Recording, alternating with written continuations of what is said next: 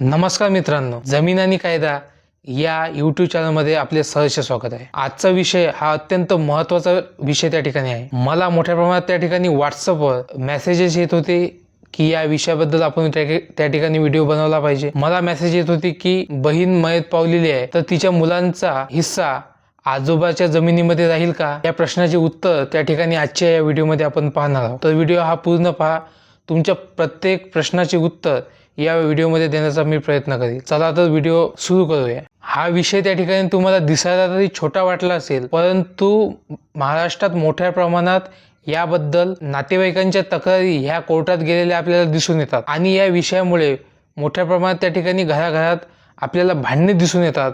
भावाभावामध्ये त्या ठिकाणी भांडणे दिसून येतात, नातेवाईकांमध्ये त्या ठिकाणी भांडणे दिसून येतात। तर आजच्या व्हिडिओमध्ये सोप्या भाषेतच याचे कायदेशीर उत्तर आपण त्या ठिकाणी पाहूया।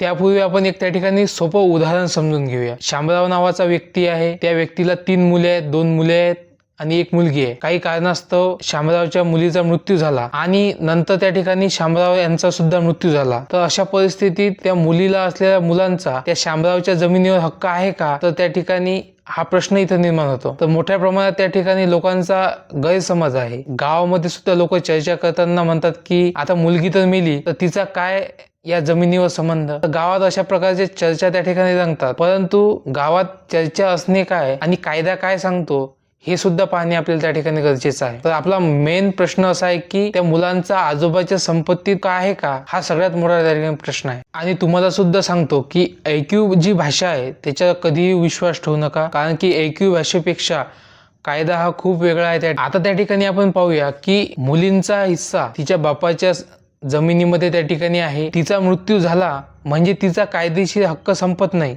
तर तिच्या कायदेशीर जो तिचा हिस्सा आहे तो त्याच्या मुलाकडे त्या ठिकाणी जाऊ शकतो। आई नाही म्हणून मुलांचा हिस्सा किंवा हक्क संपतो असे नेहमीच त्या ठिकाणी होत नाही।